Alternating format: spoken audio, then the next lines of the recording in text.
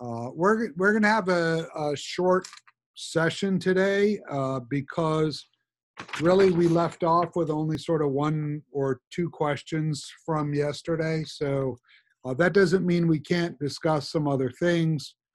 But I also, if people had general questions about either their response paper that's due on Friday or their first ethical analysis, we can try to address those too. And then for tomorrow and Thursday, tomorrow and Thursday will be our last two Zoom days. So we won't have a Zoom day on Friday. And tomorrow and Thursday, we're going to discuss, or at least attempt to discuss some of the issues raised in Chapter 2. And then after that, you all will sort of be on your own to do the readings and writings and so forth. So today it will be sort of short. And then tomorrow and Thursday, we'll look at some, issues that are raised in Chapter 2. And then we'll go. So we left off yesterday with Aldo Leopold and his land ethic. And I should say that this is an important, Aldo Leopold's land ethic has been used by lots of different environmentalists and people that are interested in conservation and so forth. In fact, Dr. Whitehead, who teaches English here at Piedmont and also teaches a course called Nature Writers, and that counts for the same ethical reasoning gen ed requirement that you get for this class. If you were to actually take that Nature Writers class, he spends quite a bit of the semester looking at Leopold's land ethic. So we're not going to take as much time as he does, but this is really a seminal sort of essay, and Leopold's sort of question about the land ethic or his writing about it is important in environmental ethics in general. So I just want to put that out there. All right. So having said that, the first question I raised in the emails I sent you is, what is the land ethic? What is Aldo Leopold's main point in his land ethic here? What is he trying to convey or get across as his primary message?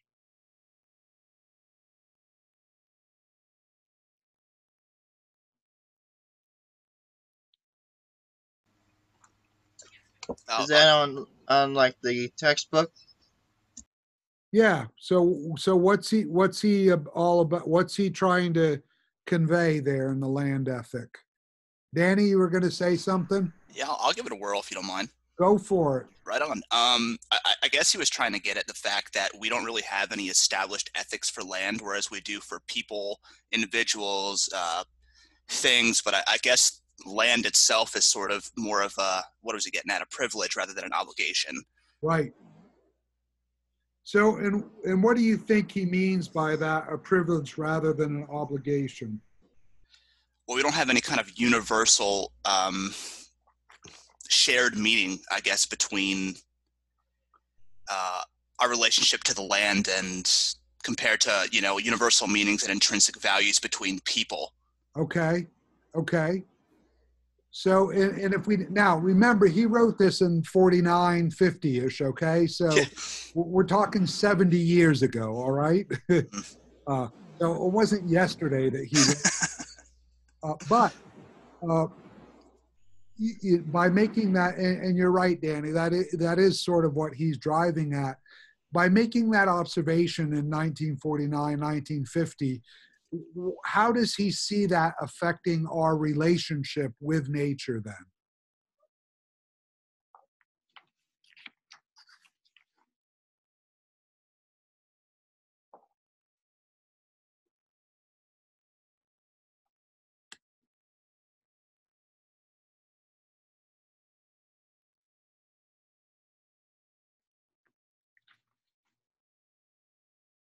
Anyone?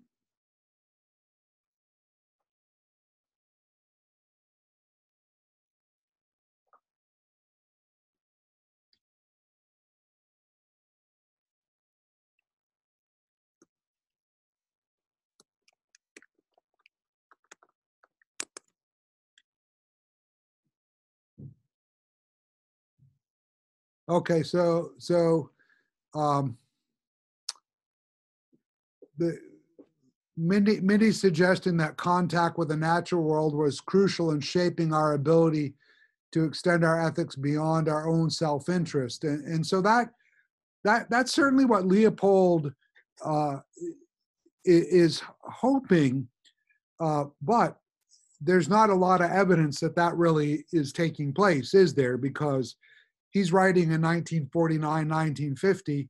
I mean, we had millennia of relationship with the earth, and in general, we still use land as our own self-interest, right?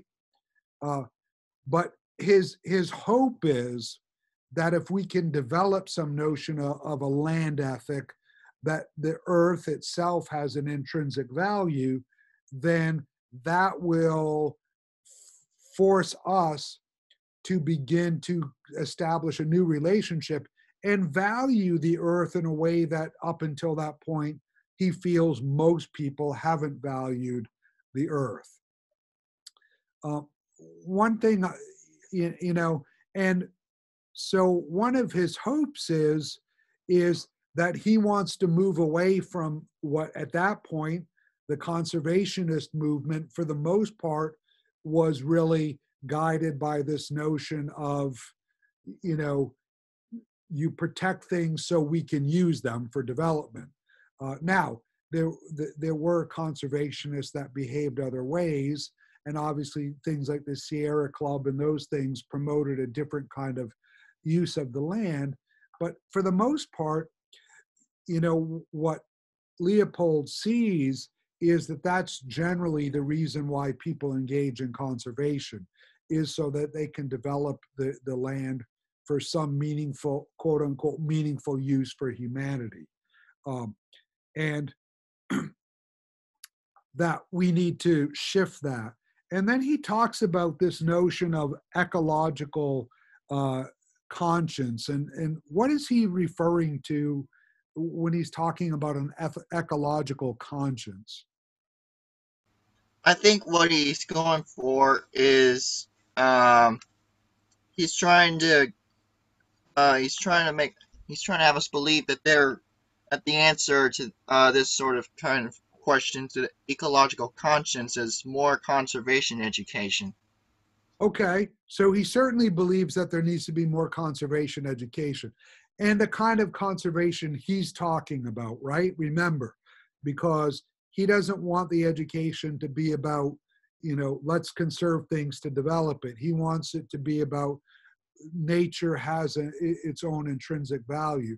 And so what he's striving for is to raise the overall awareness of in this case, the population in America, but obviously around the world, to have the environment more forward in their thinking and in their conscience, right? So that when they use things and do things, they're more aware of its impact on the larger nature. Uh, you know, so one of the questions I would ask them, we're 70 years out from the writing of this land ethic. Do you think some of the things that Aldo Leopold was striving for and hoping for have come to fruition? Hmm. Back in the 1950s, because it is 70 years ago. Um, I would probably think so. All right. Uh, For example, if we think some of the things have come to fruition, what might they be? What do you all think some of the things might be that have come to fruition?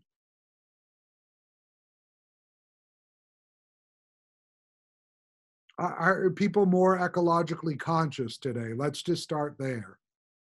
Would you say in general people are more ecologically conscious?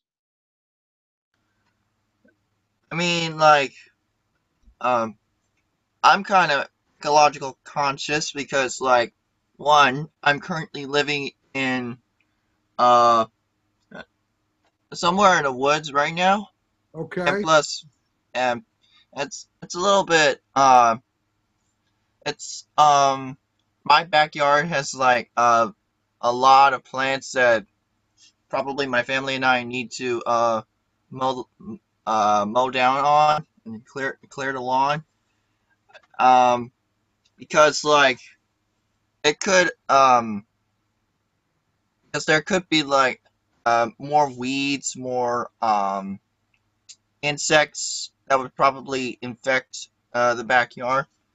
So uh, and it would be kind of impossible to just walk through the grass by feet sometime.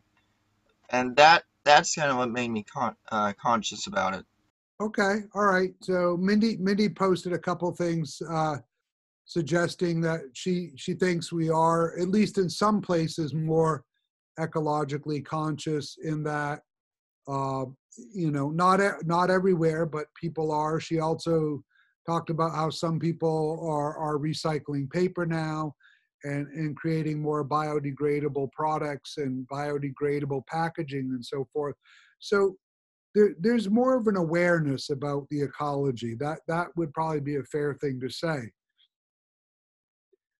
Have we developed a land ethic, though, that Leopold was hoping that people would develop? What do you all think about that? Have we actually developed a land ethic? I don't think we have.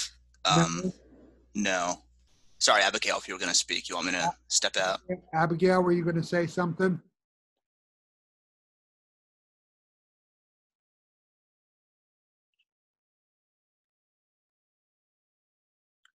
Well, we'll wait. Danny, go ahead and finish your thought. Okay. Um, I don't think we have, and sort of talk about what Mindy was saying. I totally agree with her. I think that we're more conscious of the problems we have going about it, but I think that there's also greater ignorance too. So while there's a deeper understanding and even more education based upon things that we understand about our environment, I think more people choose to go against that because it's in their own self-interest. Okay. So I think we're more divisive than ever about it. Ah, interesting. Well, Yeah, very interesting. That's totally agreeable, Danny. Totally agreeable because like there's another thing that sort of happened a more reversed about it. We my family had some people grind down the trees. Even though it was a even though we were looking for some clear space in order to um be be able to see a lot, it's I still believe that we're still going against a land ethic, okay. but it is kind of moral for us, right? Well, I think one of the things I'm going to pick up with Danny, Donald, it's not, I mean, cutting down trees or doing things like that isn't necessarily against the environment because there may be good reasons to do that. Particularly when, one of the conflicts is when development and our own need conflicts with or comes in direct connection or with nature in some kind of head-on collision, if you will. It's not necessarily wrong to make those modifications in nature, but I think one of the things that Danny is driving at is this notion that there are still folks that operate out of their own self-interest, and so therefore we may have begun to move towards a land ethic. We're not necessarily there, but it's also true that even if we look at, going back historically in time, there were always people, even in societies where there was more harmonious relationship between nature and humans, there are people that use nature for their own self-interest. So if we go to Asian societies, for example, uh, that may have historically had a more harmonious relationship with nature and human beings. It's pretty obvious if you go to China, at least not right now, things are better because most of the country's been under lockdown. But you see video footage from Beijing on any given day, and the smog is terrible in Beijing. And you know, Chinese and their philosophical outlook have traditionally probably been more harmonious with nature than maybe Western cultures have in certain senses.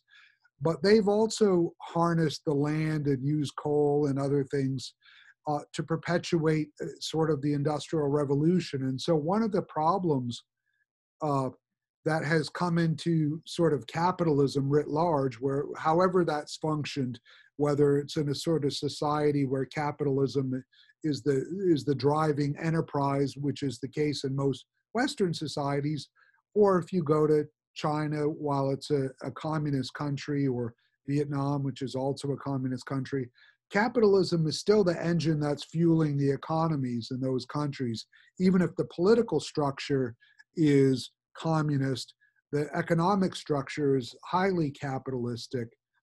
And so one of the conflicts becomes, in order to have a sort of capitalistic economy, there's always going to be some level of self-interest or the use of resources for self-interest, because the growth of wealth requires that, you know. And so in that sense, there's going to be this conflict, even if we develop a more harmonious land ethic. Uh, if we operate out of a capitalist economic system, it, you know, it can't but be that way. So then the question becomes, can you develop a land ethic, an ecological consciousness, and still be a capitalist? That sort of becomes the deeper sort of underlying question that maybe this whole class, you know, is wrestling with, is how do we continue to grow economically and prosper and maintain or create a land ethic? And I'm not presuming to have an answer to that question, but I do think that that's an important question to wrestle with this semester in this class, and also in your own personal life. Um, so, all right. Other thoughts on either of these two questions? You know, generally, what is the land ethic, and you know, have we developed a sort of ecological consciousness? Are there any other thoughts, either from Rowan or Abigail? I don't have any thoughts necessarily. Abigail?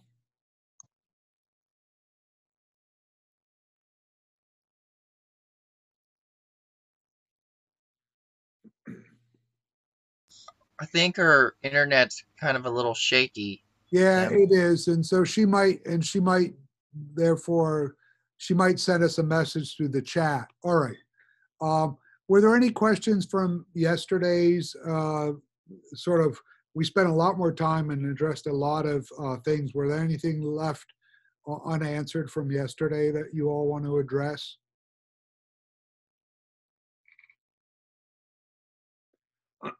All right.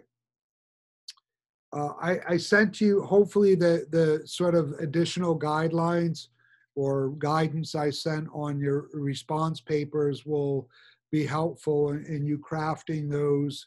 And so Friday, you have your first response paper to write, and also your first ethical analysis. And that's a 3-page paper. So, and you got to watch that documentary.